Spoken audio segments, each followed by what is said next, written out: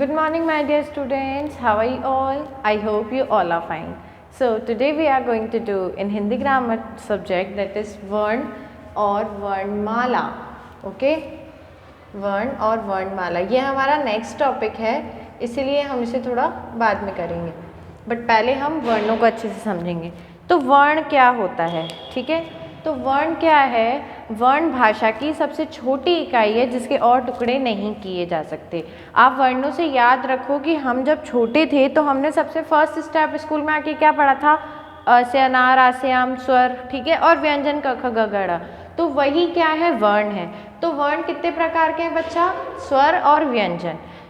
स्वर और व्यंजन किसके प्रकार हैं? वर्णों के प्रकार हैं. वर्ण क्या होता है? वर्ण भाषा की सबसे छोटी इकाई है जिसके और टुकड़े नहीं किए जा सकते. स्वर और व्यंजन, जो व्यंजन है वो स्वरों के बिना अधूरा है. क्या है?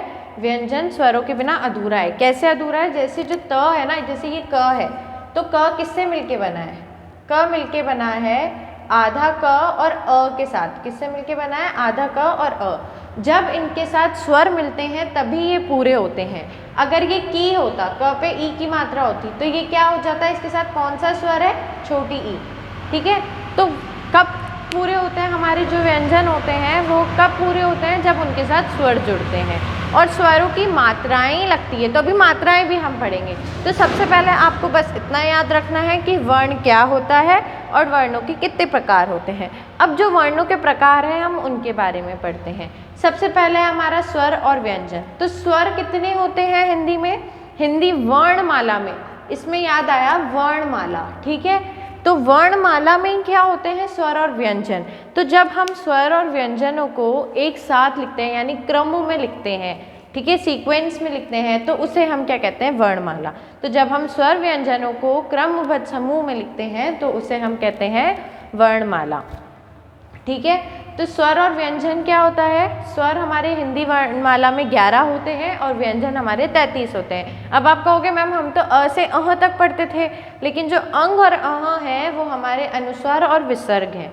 तो इसीलिए अ, आ, ई, ऊ, री, ए, ऐ, ओ, औ ये हमारे टोटल कितने होते हैं? 11 होते हैं. वैसे ही जो व्यंजन है वो हमारे टोटल कितने होते हैं? 33 होते हैं. और 33 वो कहाँ से होते हैं? क से लेकर ह तक. अब आप बोलोगे मैम श से क्षत्रिय, त्र से त्रिशूल, ज्ञ से ज्ञानी बाबा कहाँ चले गए? तो वो यहाँ आ गए. क, त्र, श्र और ये. अब ये क्या होते हैं? हमारे संयुक्त व्यंजन होते हैं. क्या होते हैं ये? संयुक्त व्यंजन. संयुक्त व्यंजन क्या होते हैं? संयुक्त से आप याद करो कि संयुक्त क्या होता है? संयुक्त जब हम किसी चीज़ को ऐड करते हैं, ठीक है, कंबाइंड किया हुआ क्या कहलाता है? हमारे को संयुक्त कहलाता है. तो जो व्यंजन दो या दो से अधिक व्यंजनों से मिलकर बना हुआ हो वो संयुक्त व्यंजन होता है. तो संयुक्त व्यंजन हमारे सामने 4 हैं. श, इसको श नहीं पढ़ेंगे, श, ठीक है. जैसे कक्षा, कक्षा लिखते हैं ना, तो इसमें देखो 2 साउंड आ रहे हैं, क और श का आ रहा है. तो ये जो श है वो क और श से मिलके बना है. त्र, त और र, त्र. तो जैसे त्रिशूल, ये इससे मिलके बना है. ठीक है. ज्ञ, ज और इय, ज्ञ, जैसे ज्ञानी, तो इसमें 2 साउंड आ रहे हैं, ज और इय का.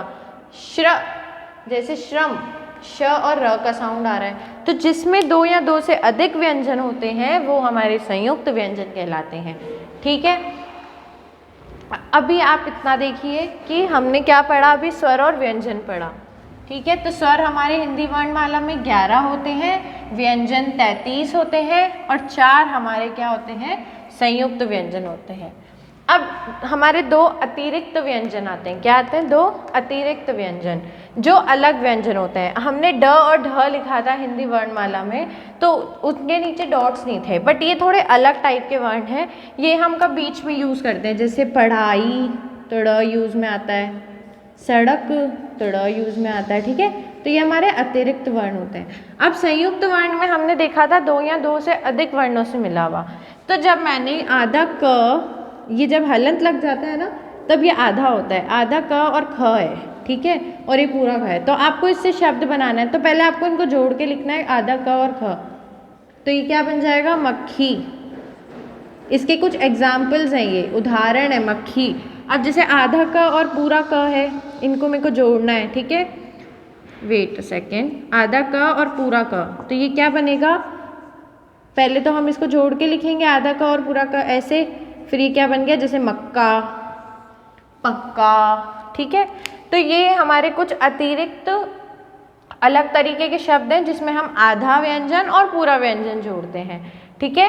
तो जब हम दो या दो से अधिक व्यंजनों को जोड़ते हैं तब हमारा संयुक्त व्यंजन बनता है, तो ये भी एक तरह से क्या माने जाएंगे, संयुक्त व्यंजन।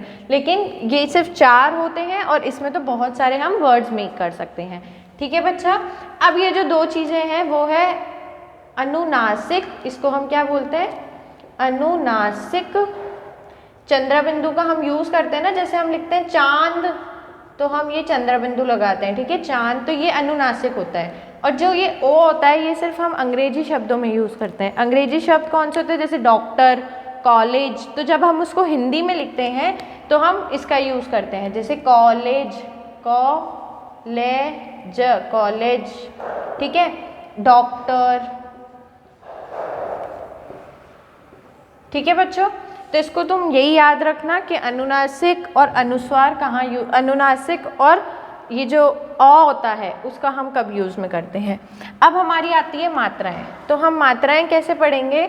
मात्राएं अभी मैंने बताया था आपको, सिर्फ मात्राएं होती है स्वरों की, जैसे अ की कोई मात्रा नहीं होती है, अ सिर्फ नॉर्मल व्यंजनों के साथ मिलकर उसे पूरा करता है। जैसे क नॉर्मल हमें लिखना है तो पहले आधा क आएगा, उसके साथ जब स्वर बनेगा तब वो पूरा हो जाएगा, ठीक है। आ की मात्रा होती है छोटी ई की, बड़ी ई,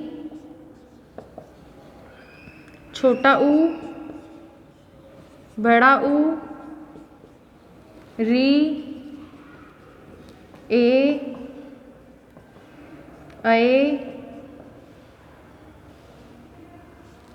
ओ, औ, इनकी मात्राएं होती है, ठीक है। आ की मात्रा में जैसे काम, तो क पे कौन सी मात्रा लगी, काम। दिन, तो ये छोटी ई की मात्रा लगी। कीम, या इसको कुछ और देखो, जैसे मछली, तो ल पे बड़ी ई की मात्रा लगी, मछली। ऊ, कू, बड़ा ऊ, चूहा, चूहा। री में जैसे मृग, ए से जैसे हमने कोई वर्ड लिखा मेला, ए से लिखा हमने कैला, ओ से हमने लिखा बोतल, औ से हमने लिखा कौशल, ठीक है। तो इससे हमने देखा कि देखो मात्राओं को हम शब्दों में भी कैसे यूज़ लेते हैं। तो आपको मात्राएं पता होनी चाहिए कि छोटी ऊ की मात्रा कौन सी होती है, ओ की मात्रा कौन सी होती है, उसके कौन कौन से वर्ड्स बनते हैं। तो इससे हमारा मात्रा ज्ञान भी पूरा हो गया, ठीक है। तो आपको ये चैप्टर अच्छे से रीड करना है, वीडियो को आप अच्छे से देखें। आप अगर उसे अच्छे से रेगुलरली देखोगे या एक जगह पे बैठ के उसे अच्छे से वॉच करोगे तो आपको कंप्लीट चैप्टर अच्छे से समझ में आ जाएगा। Okay students, thank you.